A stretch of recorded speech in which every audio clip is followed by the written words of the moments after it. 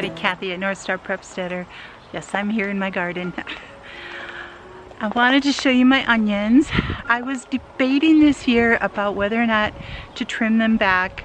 Last year I did, and I got the biggest onions I ever have. But I also had the highest rate of rot inside the onions.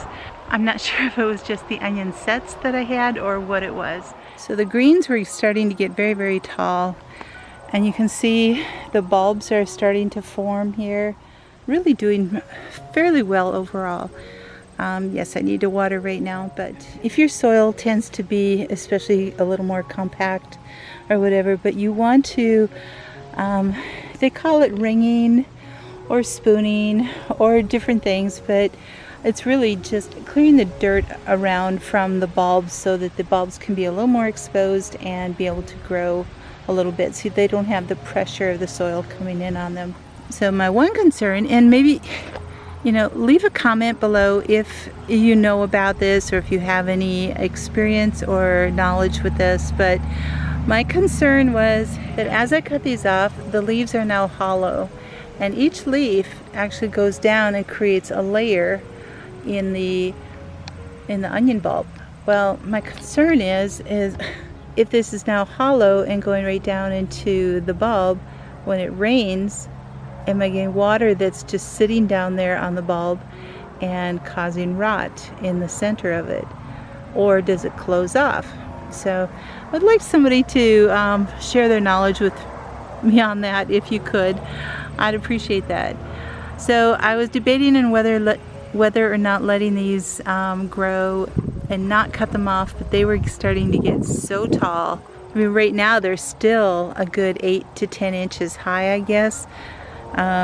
Some of them are, this little one's a little bit lower, but some of those back there, yeah, they're probably more 10 inches. And I cut off probably 2/3 of them. So yes, they were at least 2.5 feet high, and they were starting to bend over, and the bulbs were still small. So I just wanted to make sure that I gave them every opportunity to grow well. So you don't want to waste really anything from your plants, and the tops are edible.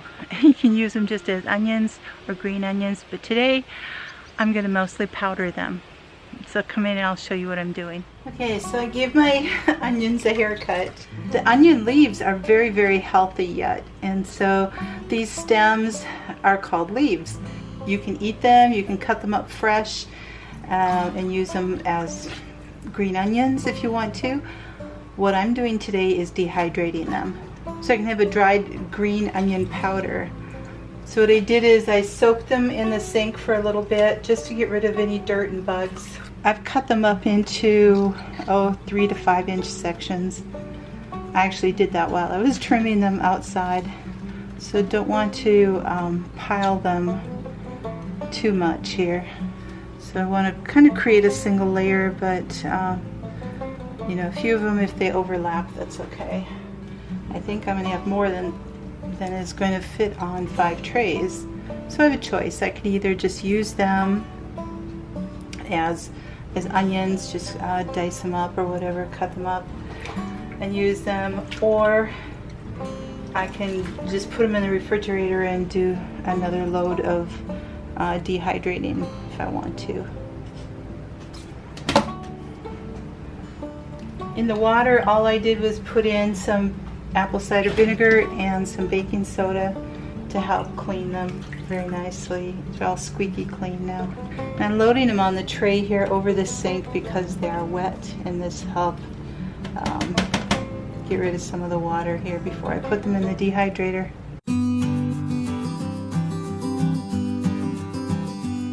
Alright, I think that's all I'm going to be able to fit here.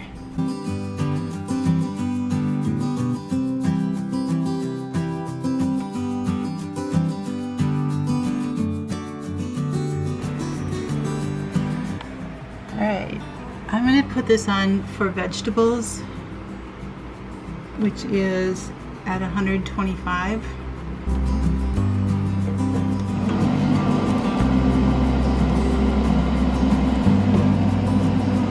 There we go. Alright, they're all dry. Took them a little while to get to super super crispy. You don't want them to end up being like raffia dead bends. You want to make sure that they crispy break here. So probably dehydrated for about 8 hours, 8 to 10 hours.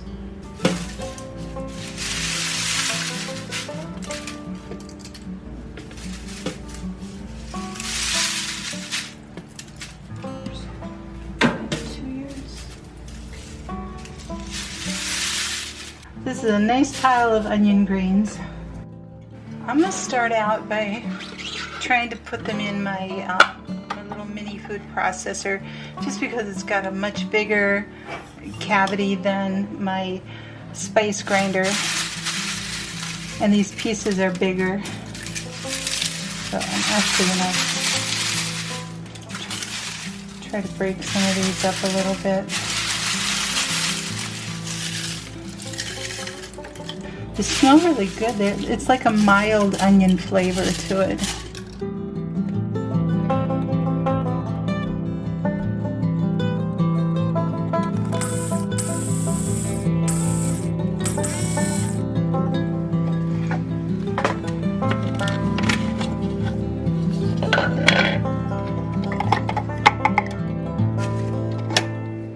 Alright, it's mostly powder.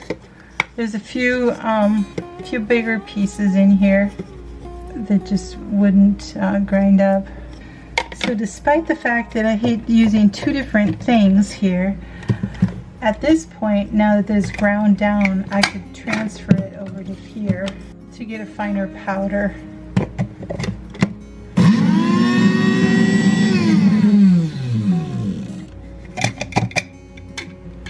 There, that's much better. Nice fine powder in there. If you guys don't have a little coffee grinder or spice grinder, I find it extremely helpful.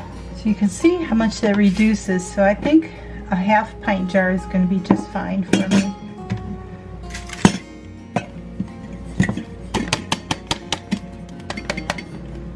Beautiful green color though. Look at that green. And it really smells good. Okay, so two-step process here. Fill this with the greens and then grind it up as much as I can and then put it into the other grinder.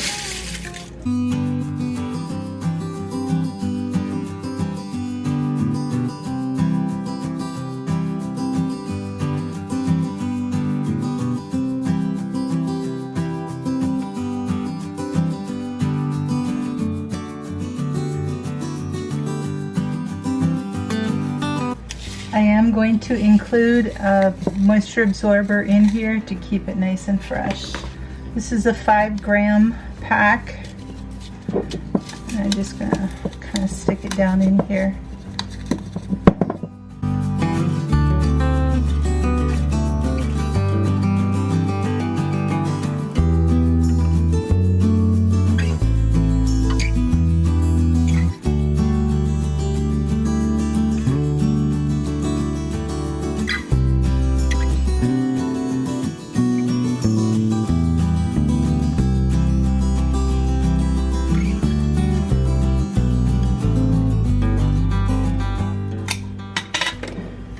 Make sure the rim is free from powder.